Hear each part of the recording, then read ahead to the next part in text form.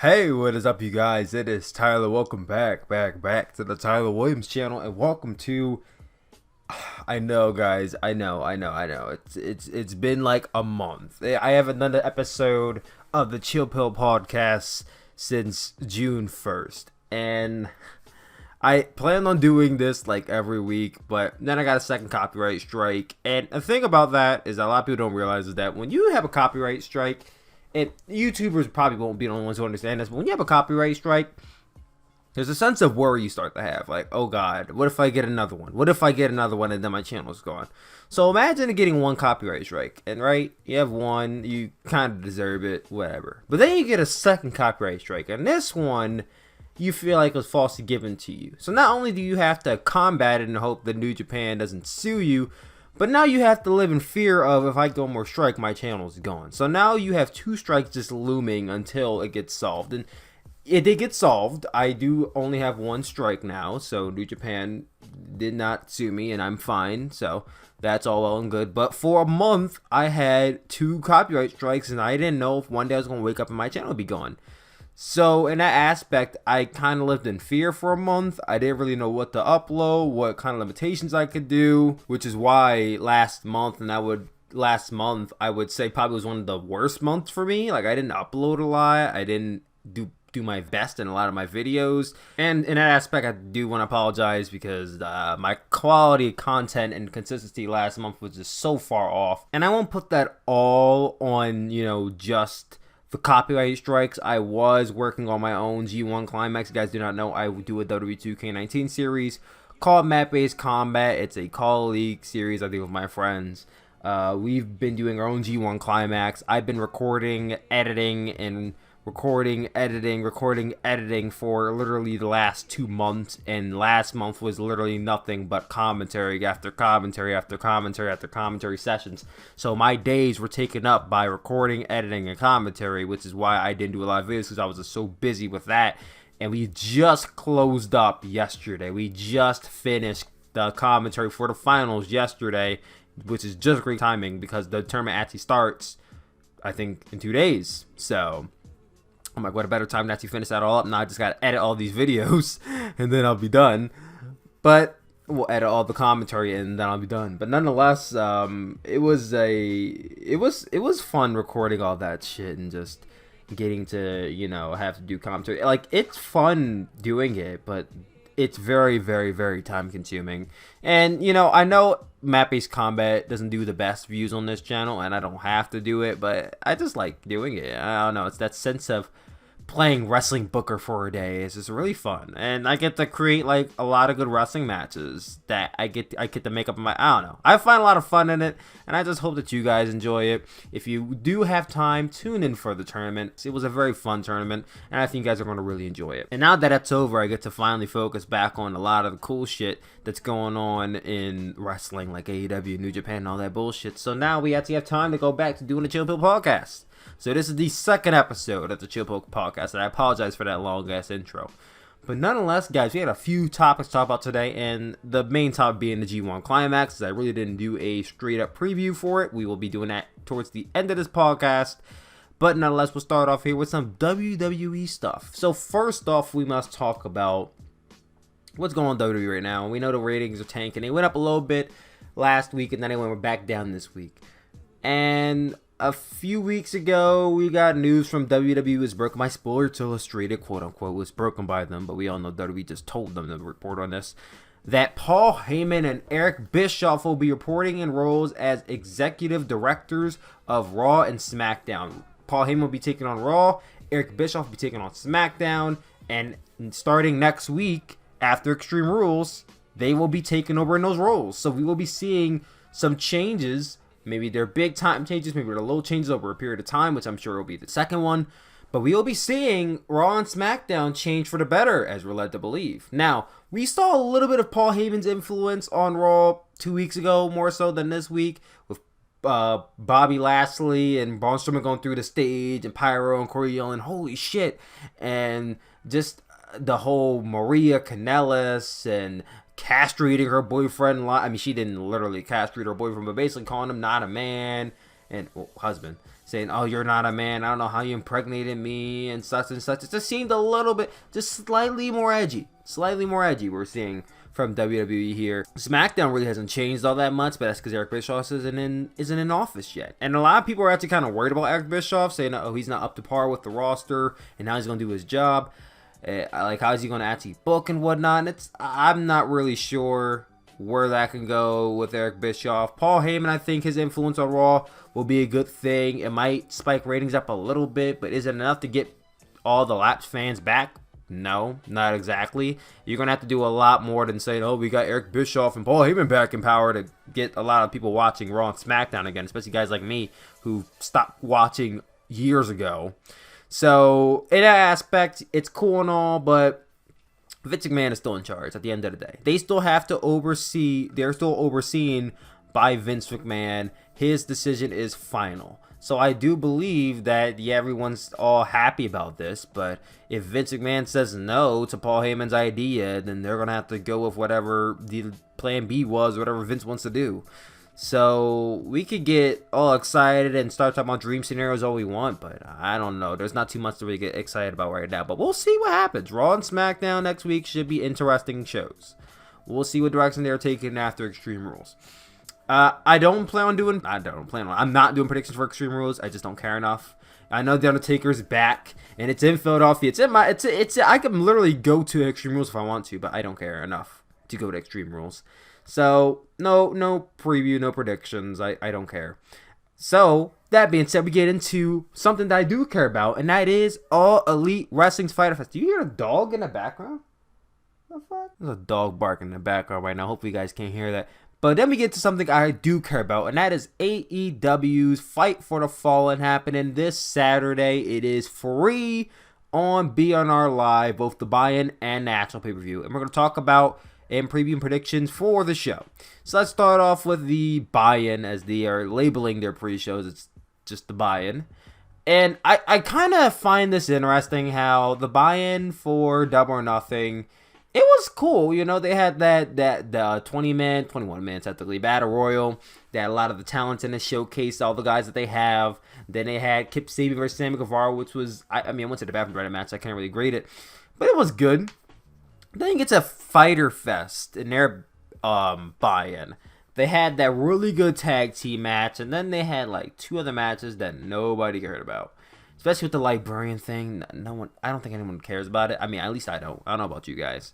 But let's get into their buy-in. So, we get another triple threat tag team match, which I'm pretty excited for. You have the Dark Order, Evil Uno and Stu Grayson versus Angelico and Jack Evans versus Jungle Boy and Luchasaurus. And the winning tag team will face off against the Best Friends, where the winners of that match will get a bye into the tournament.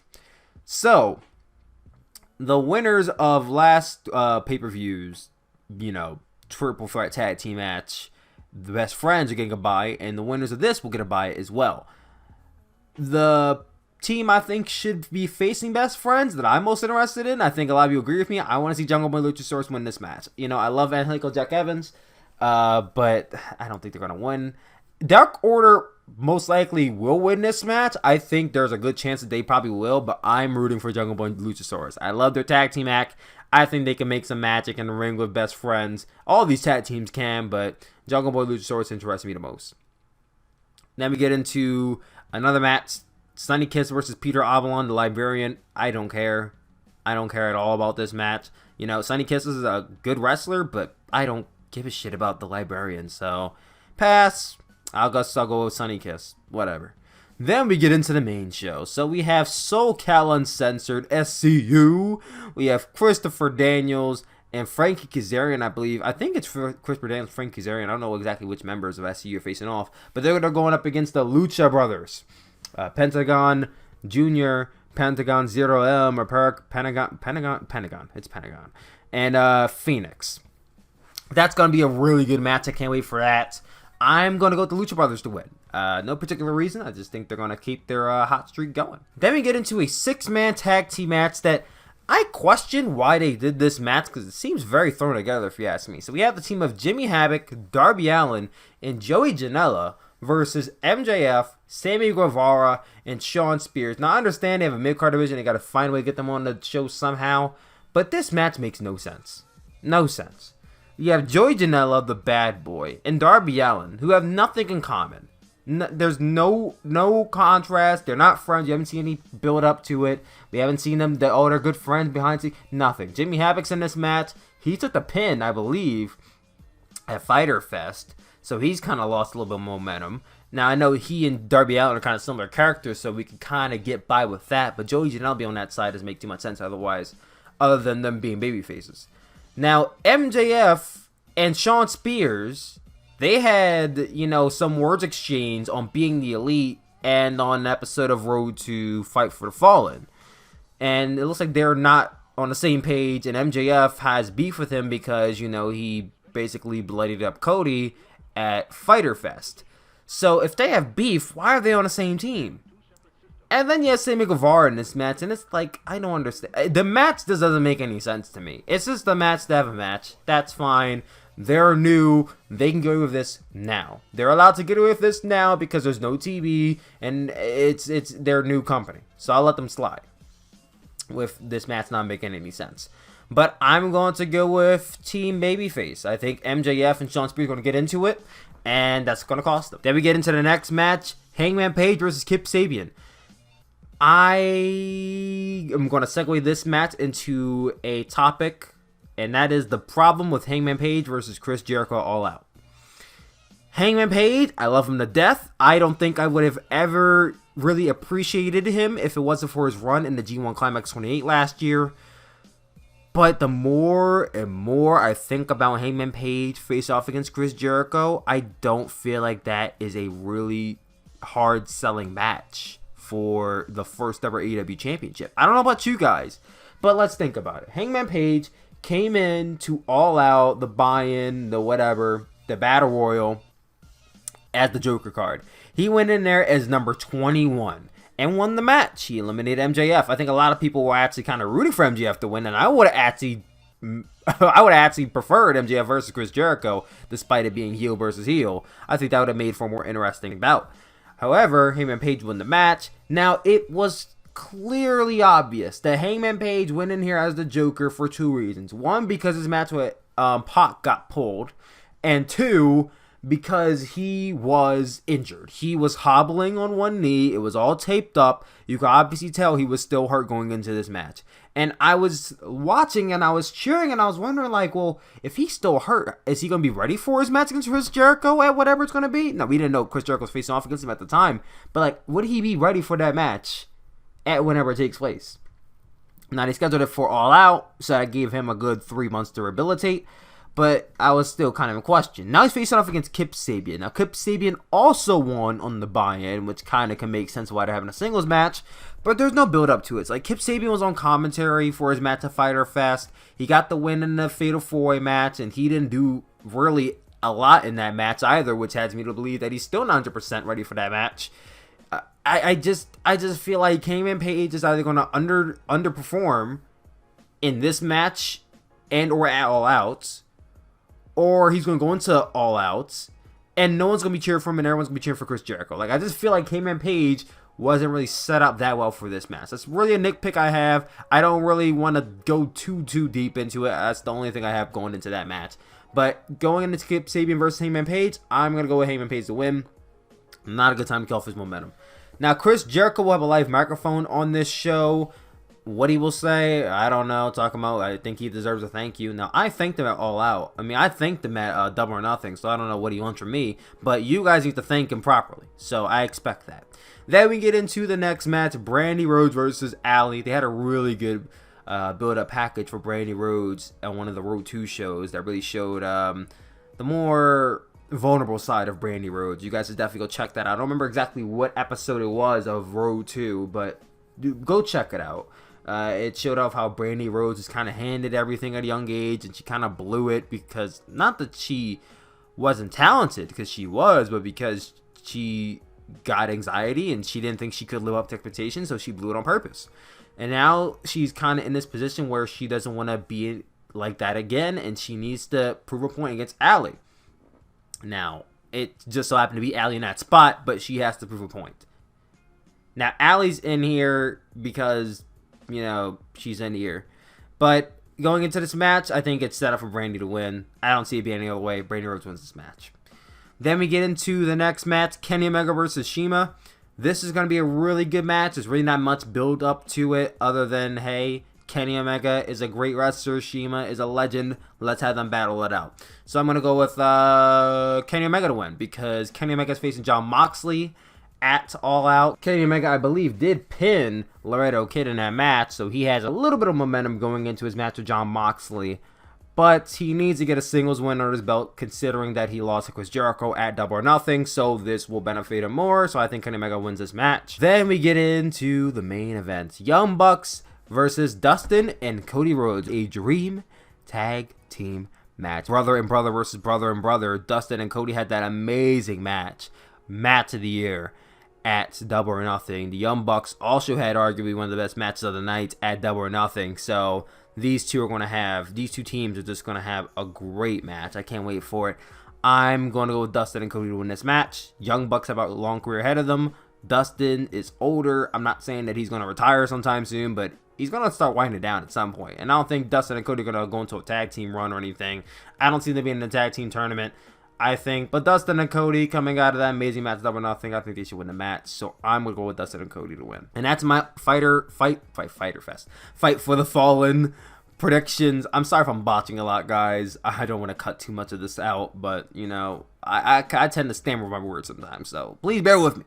So that being said, also on that day, and this was a running trend, a running topic on Twitter for a little bit, WWE is promoting an Evolve show. This is the first time we're running an Evolve show, or really any show that's not a brainchild of WWE, on their network. Evolve is having their 10-year anniversary at the 2300 Arena in Philadelphia, a show that I honestly and truly almost went to. I almost went to this show. I went to the 2300 Arena just a few weeks ago for their show. It was House of Hardcore cross TNA Impact. They had A Night You Can't Miss. That was a show that had the Great Muta and Tommy Dreamer versus Johnny Impact and Michael Elgin. That was a show where the fans spit on Taya Valkyrie. Yeah, I was there for it. They had Matt Riddle versus Drew Gulak advertised for that show. And I looked at it, I'm like, I want to go to that show. I want to see that match live. I'm a big fan of Matt Riddle. I'm a big fan of Drew Gulak. I can't wait. I'm pretty excited. I go online, I'm ready to buy my tickets, and I'm like, wait a minute, that show's July 13th.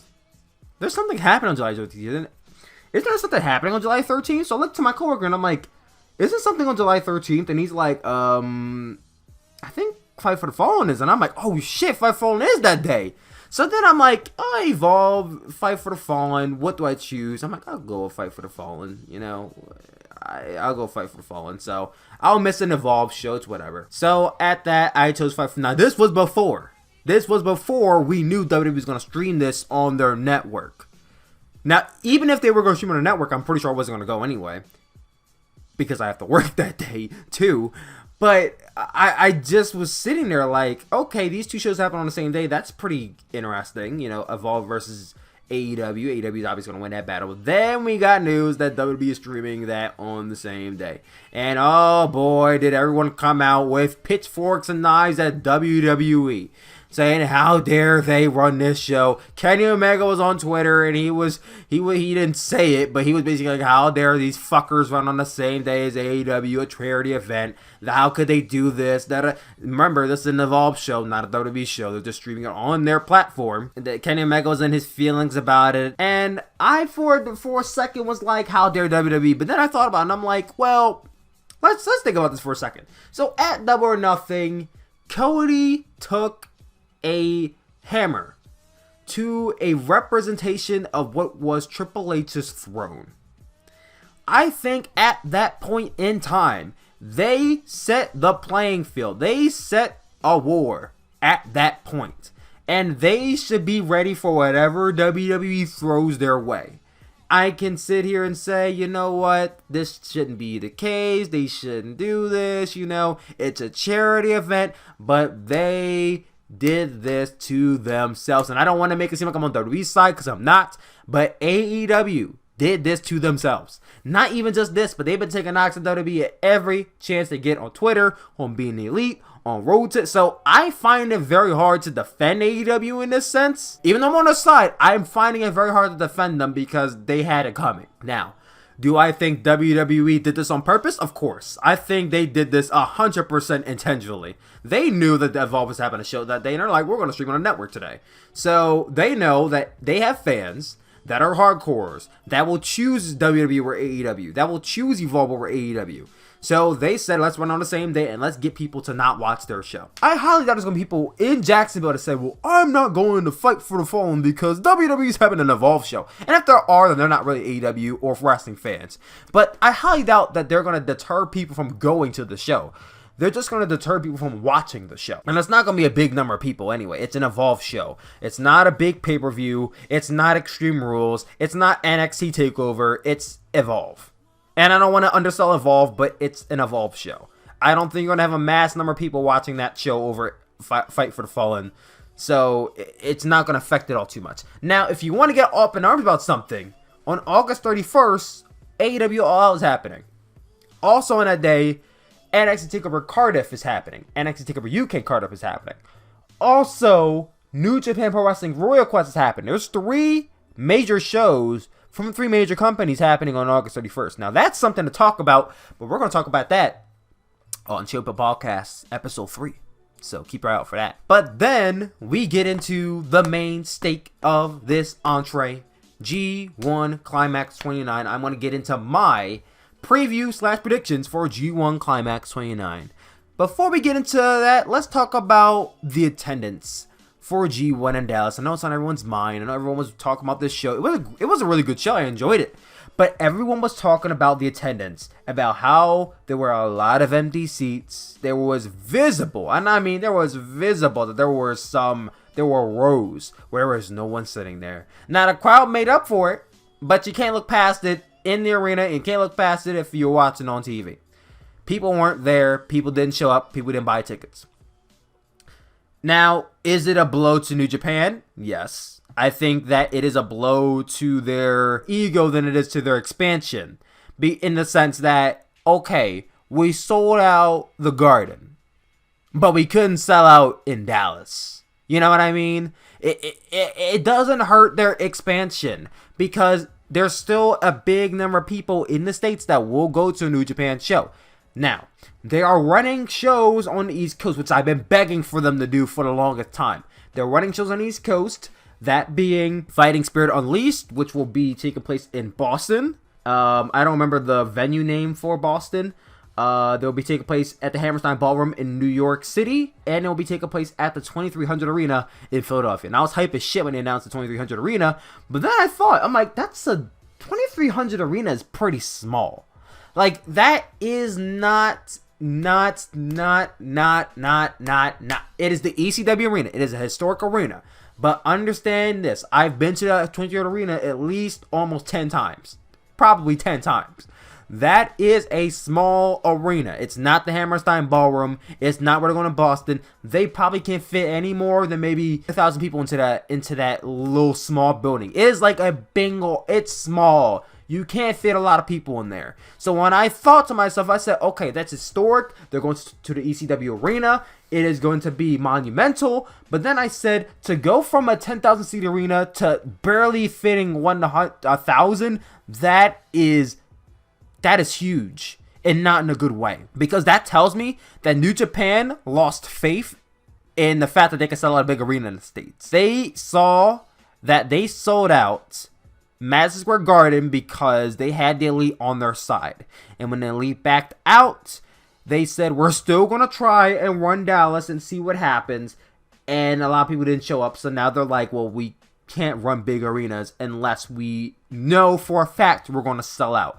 And, you know, I brought up the Elite and how because the Elite's not showing up, no one showed up. And that's not entirely true, but you can't sit here and pretend like that isn't the case. A lot of people sit here and act like the Elite did not play into why MSG sold out. And it is damn right part of the reason why they sold out. There were more Elite fans than there were New Japan fans. Let's sit here and admit this. I know it's hard, but there were more Elite fans than there were New Japan fans in the States. Now, we get into this point of, will they continue to run smaller venues?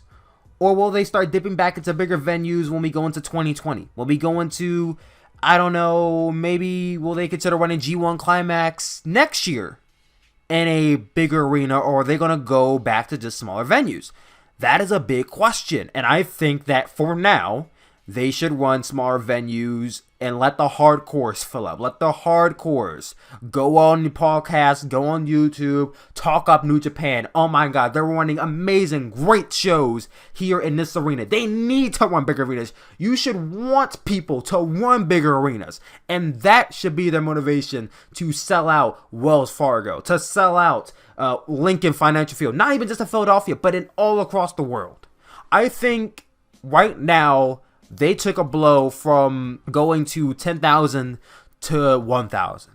But don't let that be a downer. Make a negative into a positive. This is a way for them to build new fans. Because when you start small, you can build yourself back up. New Japan took a hit, but they can make it a success. And I believe that they will. I did a review for day 1 of the G1 Climax. You guys go check out that review. I'm not going to be talking about it again, but I will be doing a preview for both A Block and B Block. There are 18 days in this tournament as we speak, and across those 18 days, there are almost 100 singles matches taking place. Almost 100 singles matches taking place. That is more than enough content for you guys to digest if you're a New Japan fan, if you're a wrestling fan. That is more than enough content for you guys to digest. So I hope a lot of you tune into the reviews. I hope a lot of you tune into the shows. I hope a lot of you talk about it. And let's get into this shit. So on A Block, let's get into that. We have Hiroshi Tanahashi, Kota Ibushi, Kazuchika Okada, Will Ospreay, Evil, Sonata, Bad Luck Fale, Zack Sabre Jr., Lance Archer, and Kenta. Now, I'm going to go person by person and tell you guys what I think about their run in the G1, what matches should you look out for, and what are the chances of them winning. So, let's start off with the G1 Climax 28 winner, Hiroshi Tanahashi. Tanahashi is a 3-time Climax winner. He's won the Climax 3 times, and he's been in the finals almost nearly 10 times, if not more than that. I'm not sure, but he's been in the finals of the G1 a lot. So, maybe he's going into this with a bit of a shoulder injury or elbow injury. Maybe he's going into this older, a bit more broken down, but Tanahashi is going to have a great run in this tournament. He's going to take down a lot of these people. He, I believe, set the record last year for the most wins in a single tournament at 15 points.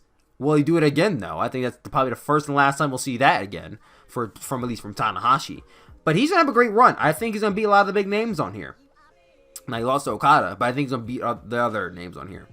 Matches you should look forward to: Hiroshi Tanahashi versus Kota Ibushi, which will be taking place, I believe, on the last day? No, on the second to last day. I'm not sure exactly what days you're taking place, because I don't have the days pulled up in front of my face, but just know, Tanahashi versus Ibushi, Tanahashi versus Ospreay, and Tanahashi versus Kenta are matches you should look out for. Do I think Tanahashi has a good chance of winning? Yes. I'll get to who I think wins A Block at the end of it. Let's move on to Kota Ibushi. I think that Kota Ibushi is going to either win or come close to winning. I think it's one or the other. He won B Block last year and did not win the entire thing, losing to Tanahashi in the finals. Very upset about that. But who are some of the guys you should look out for from facing? Should be Okada, Tanahashi, Ospreay, and Zack Sabre Jr. A lot of people might sleep on Ibushi versus Zack Sabre Jr., but they had some great matches in the past, and I think they'll do it again. Okada, I believe, realistically, can win this tournament. A lot of people kind of look past the fact that he's a champion, so he won't win. Okada is a guy who comes close to winning or will win it. And I think why I can't really tell you now more than ever. I think there's a realistic chance of him winning, but there is. I think matches you look out for are Kota Ibushi, Will Ospreay, Evil, and Kenta. I didn't include Sonata here because I honestly do not care for Okada Sonata matches. I didn't before, and I don't now. If Okada and Sonata faced off, I'm gonna watch it, but I don't care. I don't care about it. I know they've had 3 matches this year. This is the 3rd match they'll be having this year. If Sonata wins, they're obviously going to face off again, which I don't want to see. So hopefully, if they do face off, Okada beats him. I know that might upset a lot of you Sonata stands, but I don't care.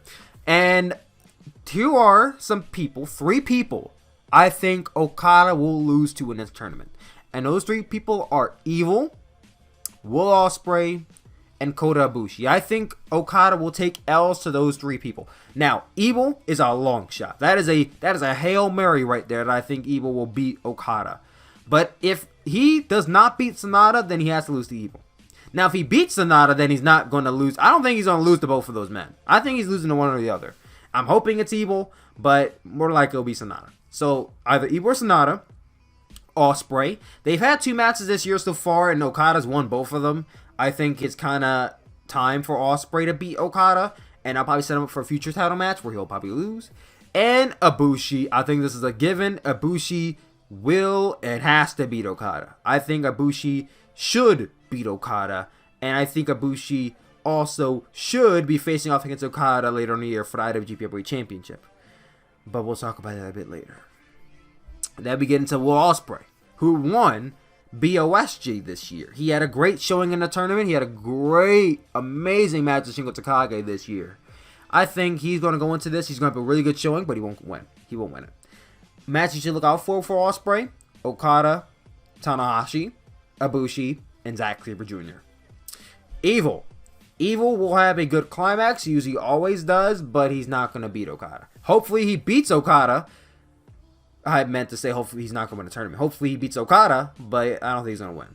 People you should look out for: Okada and Sonata. Obviously, everyone is looking forward to Okada versus Sonata. I'm looking forward to that match the most. Out of his matches, I'm hoping he beats Sonata. I don't want you guys to say or think I hate Sonata. I do not hate Sonata. I think he's overrated to an extent, though. As we get into the devil, Sonata.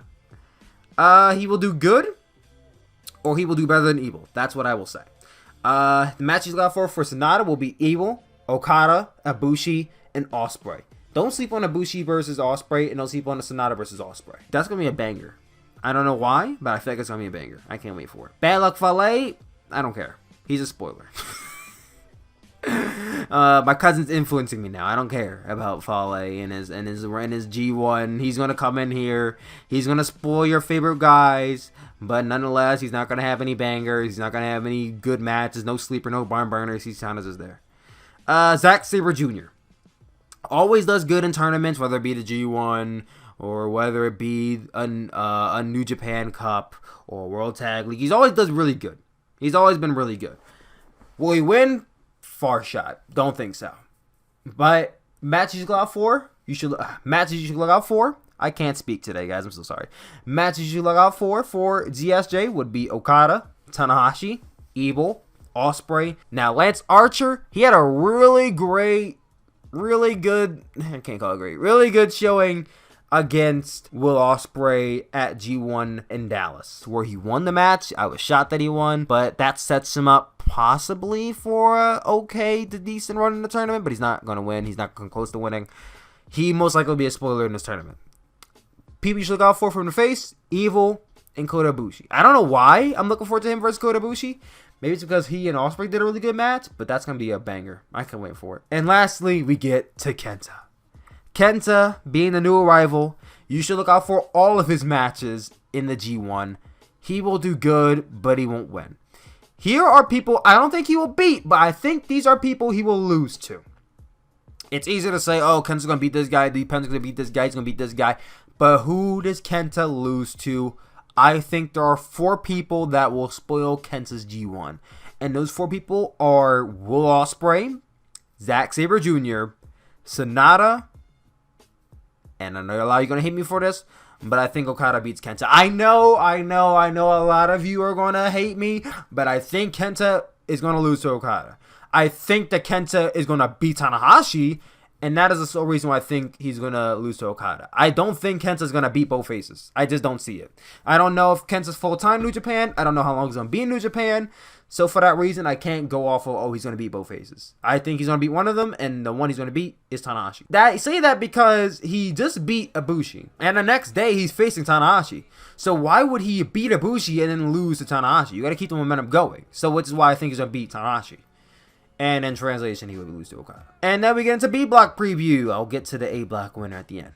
The B Block preview. In B Block, we have Juice Robinson, Tomohiro Ishii, Toru Yano, Hiroki Goto, Jeff Cobb, Tetsuya Naito, Shingo Takagi, Jay White, Taichi, and Jon Moxley.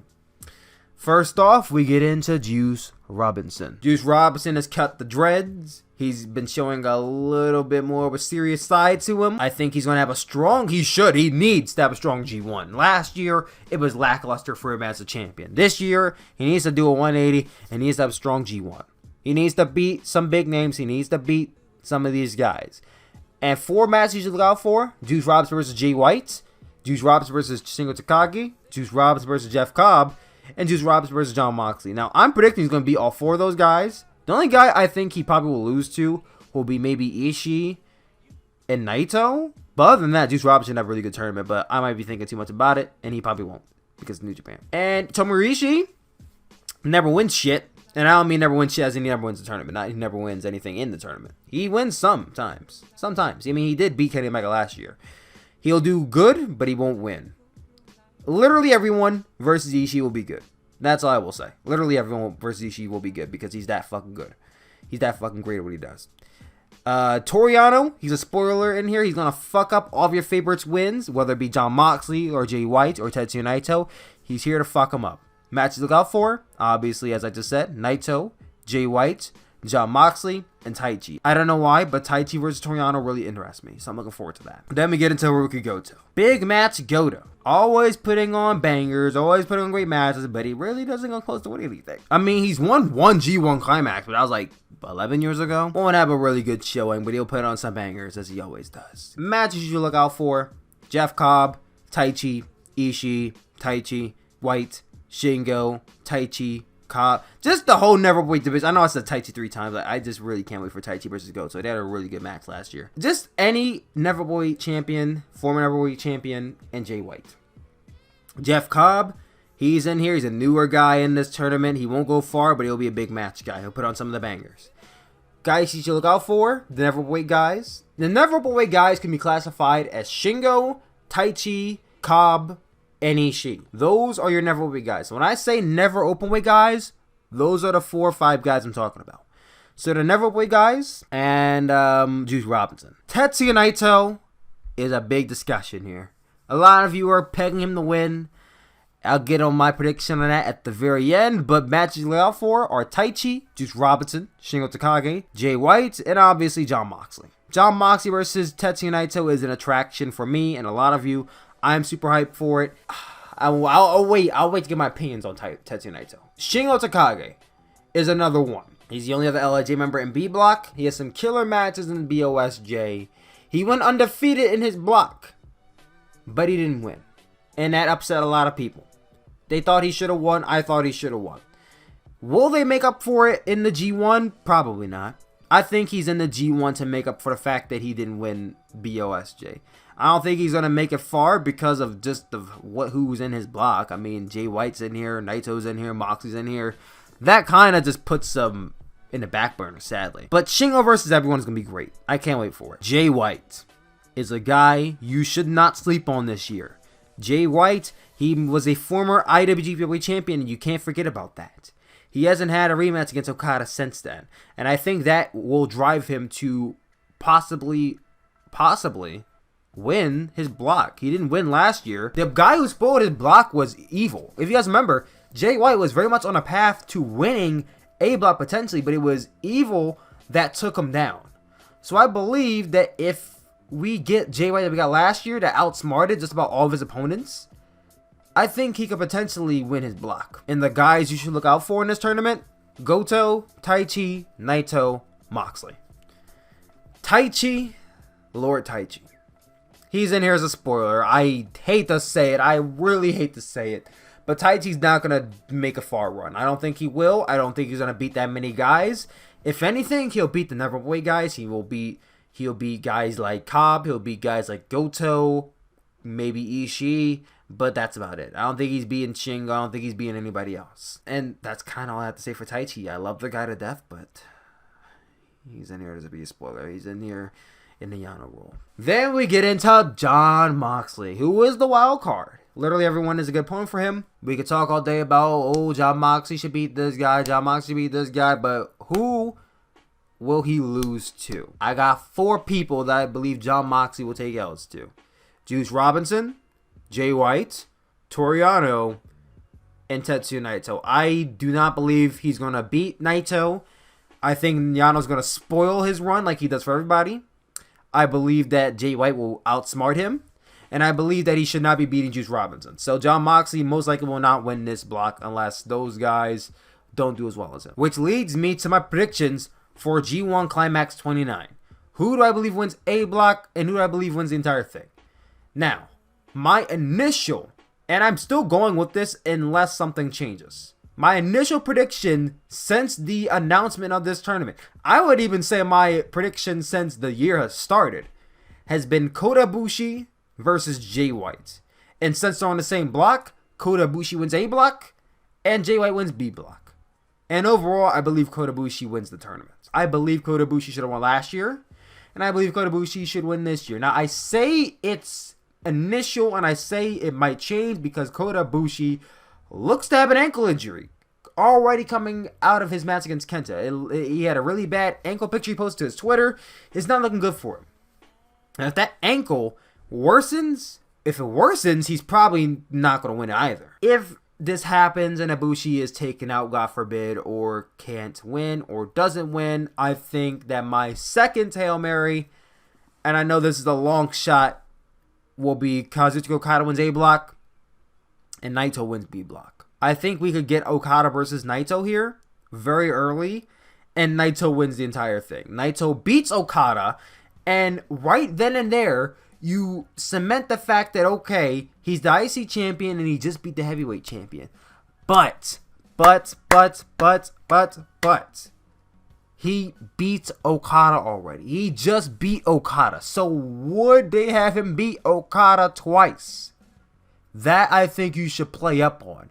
Would they have Naito beat Okada 2 times in a 1-year span?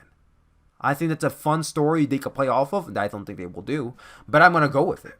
I think that Naito wins B block and Okada wins A block. That's only contingent on if Ibushi is not really ready to go. If not, I think it's going to be Ibushi versus Jay White because I do not want to see Ibushi versus Naito again. I don't want to see it. I don't care to see it. If we do see it and Naito beats Ibushi, I'm going to have some mega fucking problems in New Japan. But nonetheless, guys, that is my predictions for G1 Climax, and that was Chill Pill Podcast Episode 2. What did you guys think of this? What do you guys think about G1? Let me know your predictions for G1. Let me know everything you thought about this podcast. Everything I talked about, comment down below. Let me know.